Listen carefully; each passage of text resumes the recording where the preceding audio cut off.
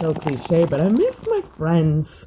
I think for anyone who works in music industry for a living, so many of our friends and colleagues are international and around the place. And, you know, I would see my friends from Florida or LA or from Europe. I'd see them more often than I'd see my own family. And that's been really hard the last year to not have those familiar faces and those familiar coworkers and everything come in. So that's definitely, I think, what I miss the most is the people that are involved in it. Hey, what's up, Vox and Hops heads? I'm Matt, the vocalist of Cryptopsy and the host of the Vox and Hops Metal Podcast, brought to you by Sound Talent Media.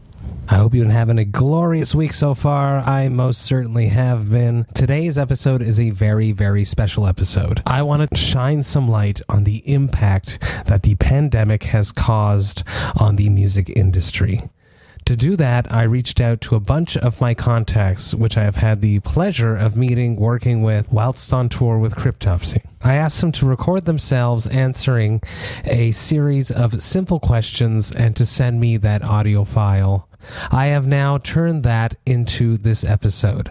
I am calling this segment a community spotlight episode. I think this is important. It's something that I want to keep doing. But before we jump into this episode, I would just like to ask you to follow the Vox and Hops Metal Podcast on the podcast platform of your choice.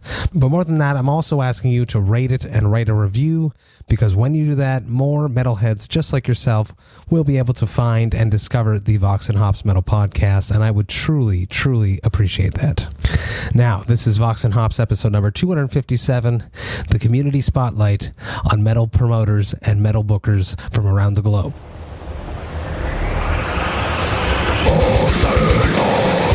I warn you, what you are about to hear is very disturbing indeed. When I started planning this episode, the first person that I thought about was Daniel DeFonce. Why? Because when this pandemic hit, I was one of the official sponsors for Devastation on the Nation. I was so stoked about being involved with Devastation on the Nation. Cryptopsy had headlined it a few years beforehand, and me and DeFonce just clicked. I liked working with him. So here is what Dan had to say. Hey, my name is Daniel DeFonce, and I work for the booking agency called Continental Touring, which is in North America territory. Well, the biggest part was the financial loss, and still dealing with that until tours happen and play through. Aside from that, everything else is pretty much fine. Luckily, I'm not a dumbass with money, and I have money saved up, and also unemployment. For the first time ever. I have never had that before, or I've had to get unemployment before, I should say. Since everything got canceled, I started a podcast that takes place on Twitch in a live setting. Then I upload them to YouTube a few days later for people that, can't tune in when it's live on Twitch. Been thinking about getting them, on Spotify, Apple Music and all that, which I'm going to start doing here shortly. This has really opened up a lot of new relationships with people in bands that I never really knew that well. And also, I've met a lot of great people because of Twitch. It's a great community. I have a great Discord server with a lot of cool people that support what I do and, love everything about metal music mostly. Let's see. Well, touring will start up this summer. But when it comes to when it will be how it was before the pandemic, I would say like spring, summer 2022. I feel like this year we will have restrictions in certain markets, which is understandable. Obvious shit. Going to shows every week, mostly every week. Just seeing friends every week. My bands that I work with, going to their shows and hanging out, partying, just having a good time. Also, just like traveling to festivals, shows, and whatnot, and for meetings and all that crap. I love doing it all. Going to Psycho Las Vegas was a blast the other year. Going out to NAMM a couple years in a row was a blast. You see everyone that you don't, see that often. So I definitely miss all of that. So I can't wait to get back to that. And there we go. Love you, Matt. Oh, I love you too, Dan. Absolutely totally agree. It's been hard, and I was so stoked about being involved with Devastation on the Nation. We had a bunch of craft beer parties planned for the tour dates here in Canada. We had collabs that were brewed. Shout out to Jamie Morris and Henderson Brewing for the very first canned VOX&HOPS collab. Devastation, the block lager. It was so damn good. They had already canned it, so they just sold it, and it sold out instead of selling it at the party. So cool. I can't wait to be involved with Devastation on the Nation again. I know that it's going to come back. Dan is a hustler, and I love his work ethic. Such a fun dude. And if you haven't listened to my episode with him, you absolutely should go back and listen to that. Up next, we have a promoter that puts on one of the most extreme, wild festivals from the Czech Republic. Up next, we have Čurby from the Obscene Extreme Fest. Hi Matt, I'm Čurby Obscene and I do Obscene Extreme Festival in Czech Republic. Well, where to start? Pandemic simply changed the game completely. It's almost like some kind of movie. I never expected anything like that. We are just right now announcing another rescheduling of our festival. So it's like 2 years with the Obscene Extreme Festivals, and I believe the world needs festival like OEF. It's hard to explain what I am feeling right now. I feel endless frustration. At least in Czech Republic, culture in general is on some kind of blacklist. So no one tells you what should be possible in few weeks or in few months. No one from our government gives a damn fuck about music, theater, cinema, museums. The pandemic is in full swing more than a year, and our government tells us that culture is not important. It's pissed me off. It's simply completely stupid. Every country, every nation needs culture, of course. So I do understand there is no space now for bigger festivals, but I can't even plan some smaller show because there is no plan at all. So basically I'm here just waiting and waiting and waiting. Last year we organized OEF broadcasting show on our Obscene Extreme YouTube channel. We never did anything like that, and it was heaps of fun. We recorded some interviews, for example, with me, with Doctors Without Border, or Karel from Chestmere Microbrewery, Fred from Dismember. Then we found some old live videos from Makkhasakul, Dismember, Cripple Bastards from really early years, plus lots of other small interviews and so on. We did 1 hour show for every day of original OEF dates. And then we organized small show, Battlefield Lives in Trutnov, and that show was broadcasted live at our YouTube as well. It was an awesome show, man. Just 5 bands and around 400 frenetic maniacs. My youngest son, Quentin, he was 4 years old back then, was stage diving and did some circuits with his even younger friend Eli. It was completely insane, man. I was watching and fully enjoying the show, and in one moment I have seen some really small lads just in the middle of tornado. But other fans were nice to them, and it was really unforgettable moment. My daily life is again connected with my mail order that I'm running almost 30 years, so I'm doing packages, and I appreciate everyone who is able to support us in those dark times. It's still really hard to say. By beginning of this year I was really optimistic, but months go on, and at least in Czech Republic we don't have reason to be optimistic anymore. So even fall of this year is in danger, I guess. I feel like we can postpone everything for quite long time. So let's say maybe early next year. I need to meet old and new friends, enjoy live shows, or play my favorite sport, football, and traveling, which is big part of my life. The pandemic took it all over from me. I want it back. Man, do I ever have the most vivid memories of playing Obscene Extreme. What an epic, cool festival. Having played festivals around the globe, Obscene Extreme has a unique feeling to it. A feeling of friendship, kinship, family, acceptance. It's amazing. I can't wait to get back and to play Obscene Extreme again. Bring us back. It's one of my favorite festivals ever. Up next, we have one of my favorite people on this planet. This is Michelle Ayoub of Turbo House. My name is Michelle Ayoub. I'm the co-owner of Turbo House in Montreal. I also work in live music production for the last few years, working mainly for companies like Evenco, 70,000 Tons of Metal, among many others. The pandemic has affected my job in that it is 100% shut down. There are no tours, no shows, no anything. So that's, 15 years of a career completely on ice. Silver lining, I think, to the pandemic is having to have been innovative and having to take my business to a completely different level. For us, we launched a merch line to help us pay for bills. And it has been above and beyond awesome to see not only the popularity, but just the support, especially for the local metal and punk scene. People really just loving the products that we're putting out. It's allowed us to maintain relationships with a lot of artists, locally, tattoo artists, bands, etc., just to promote, again, local artists' work, but also promote our business. It's also given us a chance for our venue to renovate and reconsider how we were doing things, the format of our shows, doing actual improvements to our room, to our sound system and everything.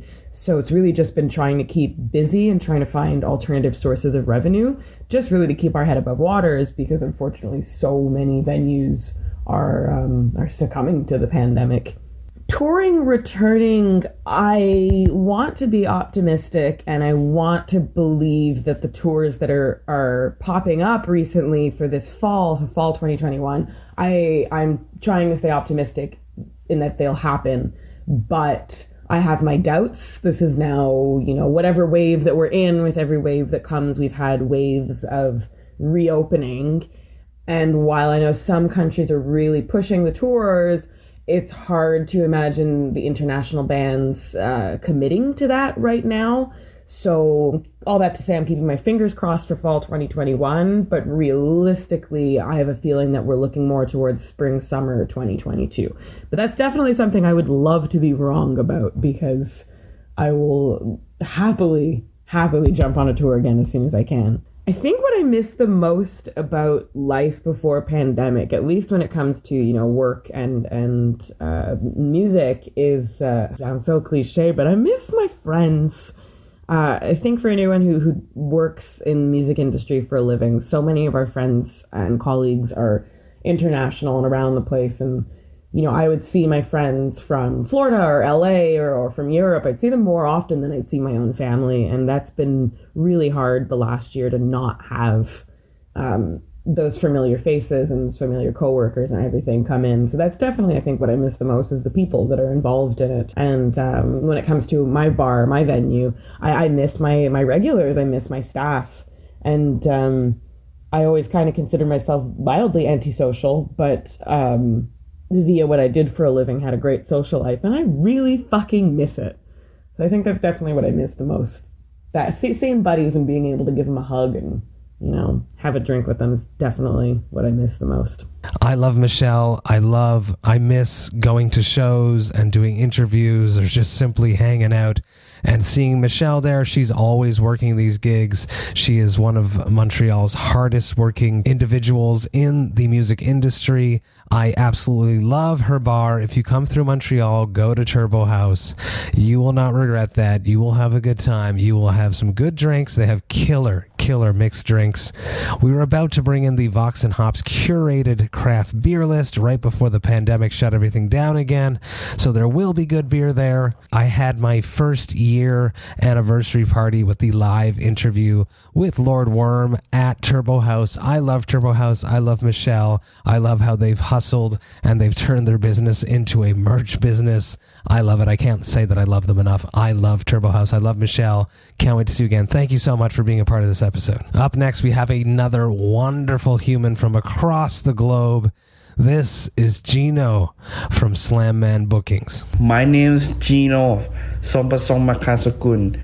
I am CEO of Slamman Booking Asia, based from Thailand, but I'm organized for a whole Asia tour.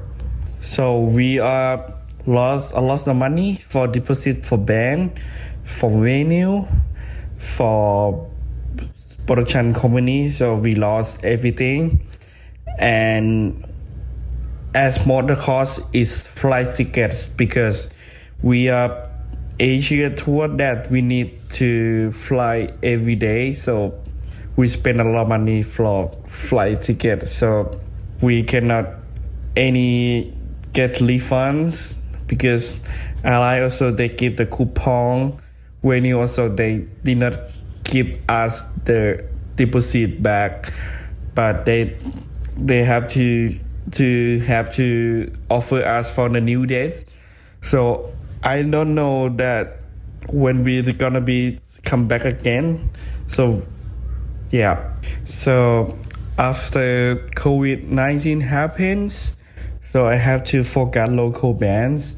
So I mean a local band show only, that before we focus only international acts. So I have to focus some local bands. So we start release show and also solo show for local bands. So this is all we can do.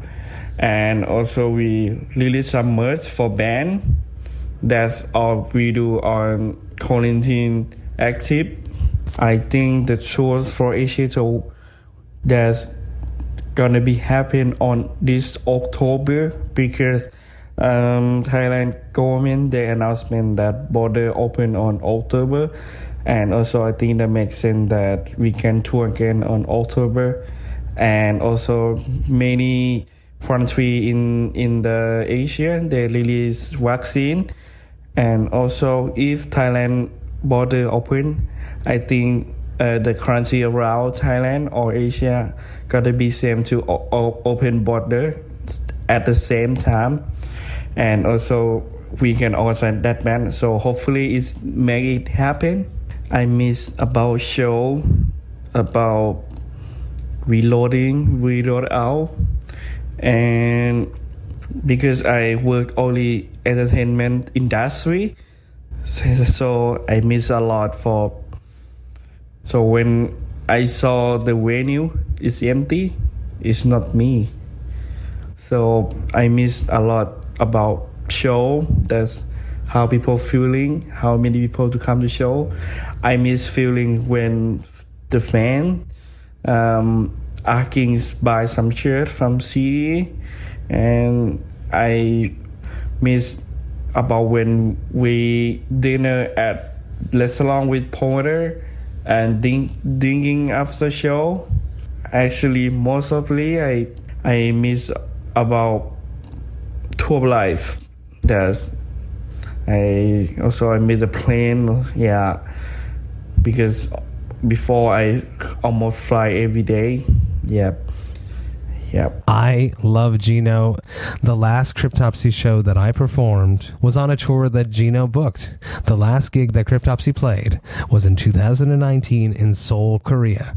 What a tour that was. An absolute blast. Just flying all across Asia, performing. It was amazing. Gino's organizational skills of bringing an international band over and everything just lining up just right, flying every day, having local crew pick you up, bring you to a hotel, get you to the show running on time, everything working, back to the hotel, back to the airport, and then repeating the next day for 15 days is incredible. So Gino is a machine.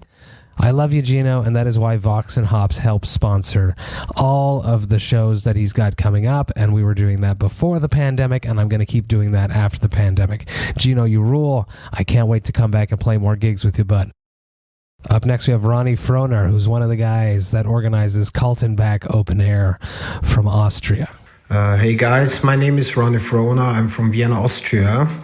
I'm the manager of Benighted for more than 10 years now, and I'm also do the booking for Vomitory, Cut Up, Nightmare, and Slaughter Messiah. And I'm also one of the organizers of Austria's oldest extreme metal festival called Kaltenbach Open Air. We have the 15th anniversary in 2022. And I'm working for the company Redback Promotion together with my partner Michael. and our territories are mostly Austria and Germany. Well, yeah, the pandemic affected my job in two ways, as I'm also working for the company Ticketmaster. Since the pandemic starts, I'm in short-time work with less salary, which is for more than 1 year now. And yeah, so you can imagine it's a hard time. And of course, there are also no incomes from the music industry. So the business is shut down nearly 100%, and in my private life and also in my business life. Well, first of all, the pandemic also has a good story to write. As I'm working from home for more than 1 year now, I was able to see my little girl growing. She's now nearly 2 years old, and nobody takes this time from you with the family. But of course, I already started to work for 2022, where hopefully live shows would be possible again in a normal way.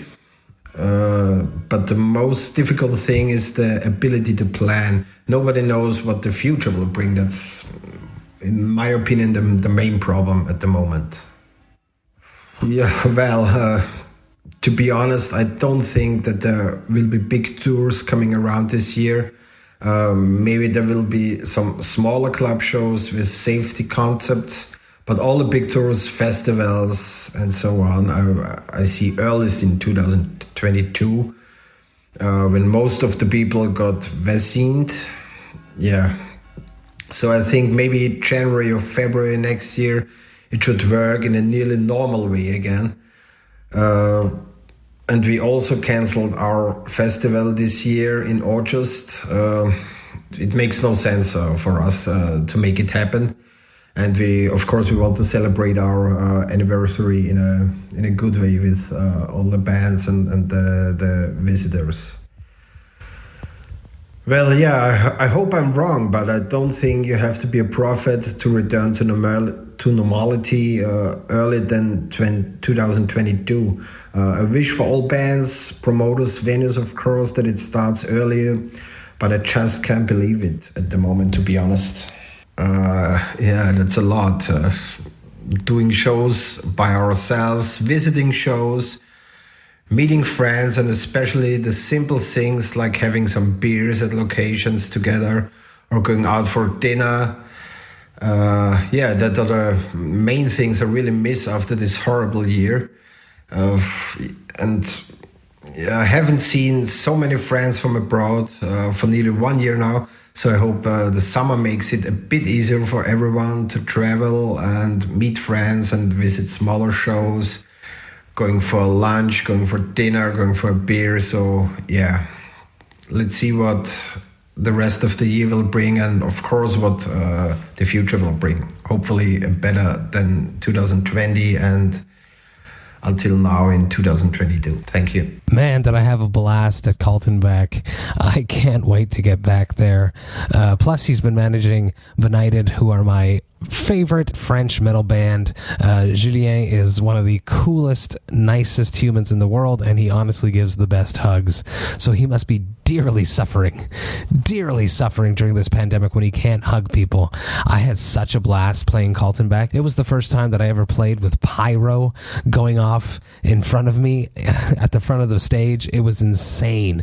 I remember the first time it happened, I was like, oh my God, the heat. You feel the heat of the flames, and I was so worried that all of my hair was just going to catch on fire, but it didn't. I had such a good time. I can't wait to get back and to play, get on those big stages and play those huge festivals and play Kaltenbach again. I love that shit. Up next, we have Cory Thomas from Ninjacat Productions in Winnipeg. Hello, my name is Cory Thomas, and I run Ninjacat Productions in Winnipeg, Manitoba. It was pretty much decimated, my job. I book live shows and fly-in bands, rely on big crowds, people sweating up against each other in a space. So one of the worst jobs to have in this pandemic. We had our first case in Winnipeg on March 12th, and by March 15th, all of the shows I had booked for the remainder of 2020 had been canceled or postponed, and the venue I work at was forced to temporarily close due to restrictions. I also put on an annual festival called the Manitoba MetalFest, which was scheduled for April 2020. As you know, Matt, Cryptopsy was actually supposed to headline the first night of the fest. The fest, of course, was canceled, and the airlines were not refunding any of the flights I purchased for all the bands. It still shocks me they're allowed to do that. They took my money, did not provide the service I paid for, and I get to keep my money? I did get a 2-year credit from them, so I'm sitting tight on that for the time being, hoping I can get those credits when it's time to hold the fest again, but I doubt that will be within the 2-year time credit they gave me because it's already less than a year away. We'll see. Even my own band Zombie Salt was scheduled to play the Maryland Death Fest in May 2020, which was postponed until May 2022, and the airlines wouldn't give us a refund in that case either, just more credits. But I am still currently booking shows, mostly in 2022, with my fingers crossed they get to happen. But I'm making zero income from my production company at the moment. I have received some assistance from government grants for businesses affected by the shutdown, but nothing I could live on. For the first few months, I was stuck at home, just postponing and canceling shows every day. It was pretty monotonous at first, playing drums, working out, killing time, thinking this would be all under control by the fall 2021, hoping. Boy, were we wrong. I had to go on CERB for a few months, but it wasn't quite enough for me to get by to cover all my life expenses, mortgage, family stuff. I have a 3-year-old daughter. I was super scared of the future. But my previous career, I worked at a bank for 10 years and was a promoter on the side. Over the years, my promoting business got bigger and bigger until I was eventually able to quit my job at the bank and go full-time as a promoter in 2018. It was a dream job. I felt like I retired at 38, was doing a job that I loved, truly felt blessed. Never in a million years did I think I started promoting that I'd get to do it for a living. But it became apparent pretty damn quick that this pandemic had a long way to go and I needed to start making some money again. So luckily, having the previous bank experience, I was able to go back to the bank and I'm still there today. Good thing I didn't burn all my suits when I left the bank in 2018. But yes, I'm very grateful that I was able to fall back on my previous career. But damn, do I miss putting on events. I have a lot of friends across the music industry who didn't have a previous career to fall back on, and they're sweating bullets right now on what to do. The venue I work at in Winnipeg is called the Park Theatre. This venue's a bit more lucky than the others in the sense that my boss owns the venue. He doesn't rent it. So we've taken this downtime as a chance to renovate the room because we've always wanted to increase the capacity. It's the best time to do it because we're closed. But other friends of mine running venues across Canada are in much more brutal situations since they rent their rooms. I mean, you can only scramble to pay your rent for so long with no income coming in forever until it just doesn't work anymore. I think sometime in 2022, things are going to start moving towards getting normal again. Some agents are pitching me stuff for late 2021, which I feel is probably a bit too optimistic. I see in the U.S., some states have fully opened, and Bill Burr just announced a full U.S. summer tour with shows set to be at full capacity. But I'm not personally looking at bringing any international bands in 2021 because I see no point on planning any events for bands to cross the border when our border is still closed. But in the past couple of weeks, I've noticed a big uptick in shows and tours being booked for 2022. Seems a lot of agents in the industry are banking on 2022 being back to normal. I even hope to hold the Manitoba MetalFest again in 2022.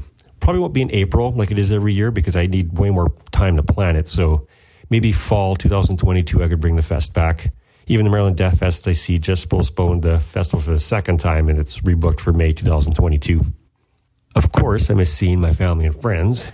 My band hasn't had a full member band practice since May. Can't wait to get back to all of that again. But also, I really miss running my company. I love doing that job so much. Running Ninjacat Productions didn't even feel like work.